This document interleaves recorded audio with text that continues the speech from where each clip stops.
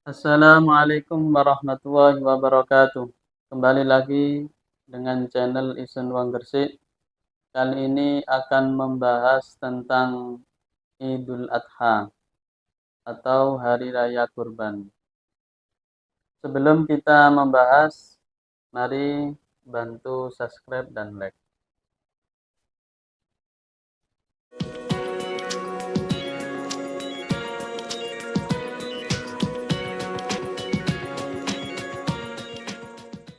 Oke, bismillahirrahmanirrahim.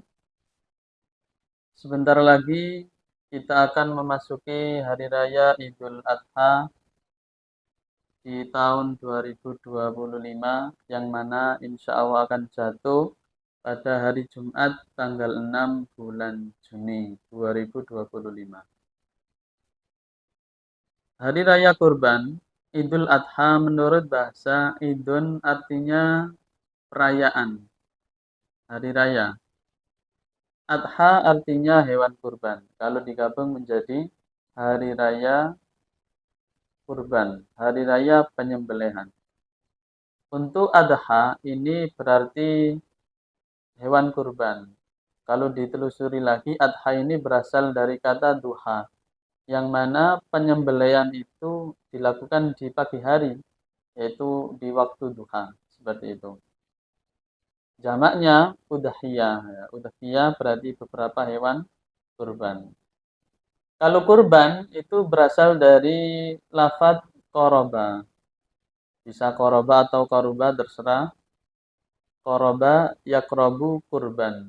Jadi kurban ini diambil dari masdarnya lafadz koroba yang berarti mendekatkan diri kepada Allah Subhanahu wa taala dengan cara bersedekah menyembelih kurban. Jadi menyembelih kurban nanti dibagikan ke tetangga-tetangga atau masyarakat yang mana itu dinilai sebagai sedekah untuk mendekatkan diri kepada Allah Subhanahu wa taala. Oke teman-teman, hari raya Idul Adha ini berasal dari kisah Nabi wa Ibrahim. Nabi wa Ibrahim alaihissalam diterangkan bahasanya beliau sama Nyai Siti Hajar ini sampai berpuluh-puluh tahun. Wafi riwayatin mengatakan 90 tahun Nabi wa Ibrahim berumur 90 tahun belum dikasih keturunan. Akhirnya beliau berdoa kepada Allah Subhanahu wa taala yang diabadikan di dalam Al-Qur'an surat As-Saffat ayat 100 yang berbunyi Rabbi habli minas solihin. Wahai Tuhanku, tolong berikan kepadaku anak yang soleh. Seperti itu. Akhirnya dijawab sama Allah Subhanahu wa taala, "Fabasyarnahu bighulamin halim." Maka dari itu kami berikan kabar gembira kepadanya dengan kelahiran seorang anak yang sangat sabar atau anak yang soleh, anak yang sopan, anak yang santun, yaitu Nabi Ismail alaihi salam.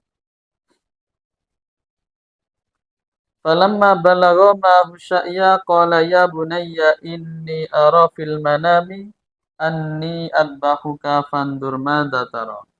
Ketika Nabi Ismail sudah beranjak besar, ternyata Nabi Ibrahim mendapat ujian dari Allah Subhanahu wa taala bermimpi bermimpi untuk menyembelih anaknya. Nah, seperti itu. Akhirnya Nabi Ibrahim mengatakan kepada anaknya, "Wahai Ismail, saya bermimpi menyembelih kamu. Perintah Allah Subhanahu wa taala. Fandur madatara. Kalau menurut kamu gimana?"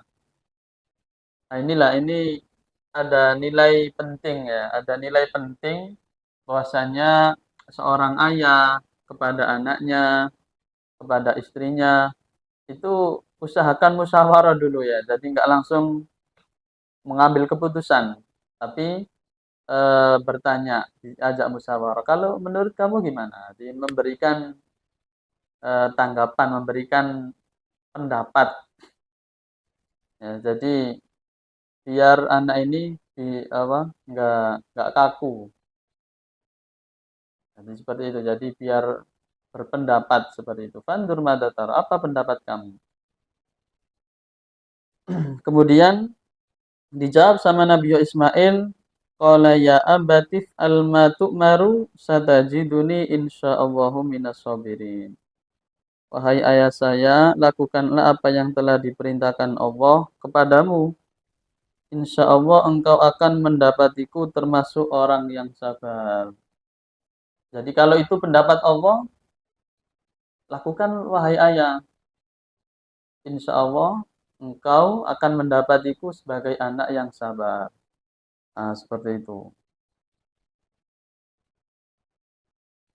Di dalam tafsir diterangkan, di dalam tafsir Qurtubi diterangkan bahwasanya iblis ini menggoda Nabi Ismail sama Nabi Ismail juga istrinya, Nyai Siti Hajar, agar menggagalkan perintah Allah menyembelih Nabi Ismail. Iblis mendatang dulu kepada Nyai Siti Hajar. Wahai Nyai Siti Hajar, apakah kamu nggak tahu suamimu akan membunuh putramu sendiri yang engkau gadang-gadangkan, yang engkau tunggu-tunggu beberapa tahun, ternyata mau dibunuh sama suamimu sendiri. Nyai Siti Hajar ketika itu belum tahu. Loh iya dah, apakah iya? Iya. Akhirnya Nyai Siti Hajar bertanya, iya wahai istriku, memang saya mendapatkan perintah Rabbani, jadi perintah dari Allah untuk menyembelih si Ismail ini, Nabi Ismail. Nah, karena itu perintah Allah, ya Siti Hajar, oh ya sudah, gak apa-apa kalau perintah Allah. Ah, iblis gagal. Nah, seperti itu, iblis gagal ya. Kemudian Nabi Ismail dengan Nabi Ibrahim berjalan menuju ke tempat untuk menyembelih. Di tengah-tengah perjalanan, iblis menggoda lagi. Nabi Ibrahim sama Nabi Ismail tahu kalau itu iblis. Akhirnya dilempar batu sama Nabi Ibrahim ya, iblisnya. Gagal lagi. Berjalan lagi, diganggu lagi. Ganggu lagi, sampai akhirnya peristiwa melempar iblis tadi itu diabadikan di ibadah haji. Ada lempar jumroh. Nah, itu balang jumroh. Ya. Jadi itu ceritanya melempar iblis yang mengganggu, menggagalkan penyembelihan Nabi Ismail dan penyembelihan Nabi Ismail dari Nabi Ibrahim. Seperti itu. Kemudian setelah sampai di tempat penyembelihan, Nabi Ibrahim ditaruh di bebatuan. Yang mana falamma aslama watallahu lil jabin. Maka ketika keduanya telah berserah diri dan dia Nabi Ibrahim membaringkan anaknya atas pelipisnya untuk melaksanakan perintah Allah. Jadi dibaringkan Nabi Ibrahim, Nabi Ismailnya dibaringkan sama Nabi Ibrahim untuk mau disembelih. Ketika itu Nabi Ismail mengatakan kepada ayahnya, wahai ayah, sebelum engkau menyembelih saya, tolong ikat tangan saya dan kaki saya. Agar ketika nanti saya sudah tersembelih tidak banyak gerak. Nah, cara Jawanya itu nggak mancal-mancal ya. Jadi biar nggak banyak gerak. Kemudian tolong tutup wajah saya biar nanti engkau biar nanti jenengan sampean tidak iling-ilingen. Ya, cara Jawa nggak iling-ilingen, nggak keingat terus. Nah, seperti itu. Akhirnya diturutilah sama Nabi Ibrahim, ditutup kepalanya, diikat kaki dan tangannya. Ketika disembelih, ya namanya ayah, seorang ayah dan anak. Siapa yang tega? Berhubung ini perintah Allah, gimana lagi? Akhirnya baca takbir dan itu disaksikan sama malaikat Jibril. Akhirnya membaca takbir. Allahu Akbar, Allahu Akbar, Allahu Akbar. La ilaha illallah, Allahu Akbar. Allahu Akbar walillahil hamd. Itu terus disembelih dengan beberapa gerakan, beberapa gesekan. Ternyata nggak putus kepalanya Nabi Ismail. Ya, jadi Allah menakdirkan nggak putus lehernya. Akhirnya ada nida, ya, ada panggilan atau nida dari Allah Subhanahu wa taala, nanti suara mengatakan wana dainahu ayya Ibrahim. Lalu kami panggil dia, wahai Ibrahim, qad shadaqta ru'ya inna kadzalika najzil muhsinin. Sungguh engkau telah membenarkan mimpi itu, sungguh demikianlah kami memberi balasan kepada orang-orang yang berbuat baik. Jadi ini Allah memberikan kabar baik pada Nabi Ibrahim. Benar, kamu benar wahai Ibrahim, kamu membenarkan mimpi itu dari saya benar dan kamu lakukan. Maka kamu berhak mendapat balasan yang baik. Seperti itu. Kemudian, inna hadalahu wal bala'ul mubin. Sesungguhnya ini benar-benar suatu ujian yang nyata. Jadi memang benar ini peristiwa Nabi Ibrahim dan Nabi Ismail suatu ujian yang nyata, yang sangat besar. Nggak mungkin bisa dilewati oleh orang biasa.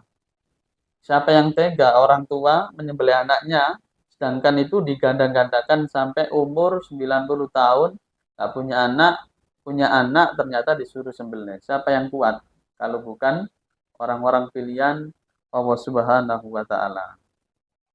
Kemudian Allah mengatakan wa fadainahu bidibahin adi. Maka dari itu dan kami tebus anak itu dengan seekor sembelian yang besar.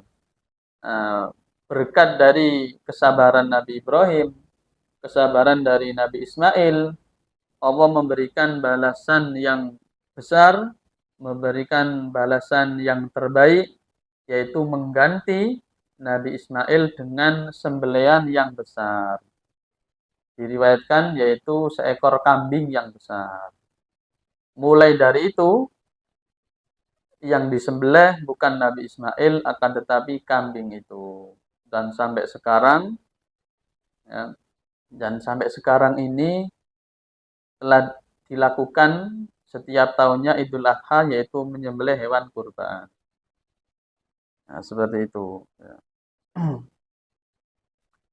Kemudian ada di keterangan lain mengatakan disunahkan juga sebelum hari Idul Adha, sebelum menyembelih hewan, itu ada puasa Tarwiyah dan Arafah. Ketika itu Nabi Ibrahim bermimpi yang pertama masih ragu. Mimpi pertama masih ragu apakah ini dari Allah benar, apa dari cuma bunga tidur, atau bahkan dari godaan-godaan, entah setan atau apa. Mimpi ini benar apa enggak ini? Masih ragu. Akhirnya tidur, mimpi lagi. Kedua kalinya masih ragu. Nah, yang kedua kali ini masih tarwiyah. Tarwiyah itu ragu ya. Itu disunahkan puasa tarwiyah. Masih ragu gimana ini? Benar apa enggak ya? Akhirnya mimpi lagi yang ketiga kali. Nah, itu sudah yakin bahwasanya itu perintah dari Allah, makanya dinamai dengan Arafah.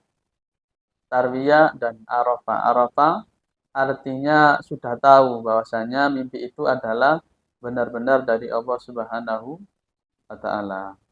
Itulah sekilas tentang asal-usul penyembelian atau asal-usul terjadinya Idul Adha yang telah terjadi dulu di masa Nabi Ibrahim dan Nabi Ismail.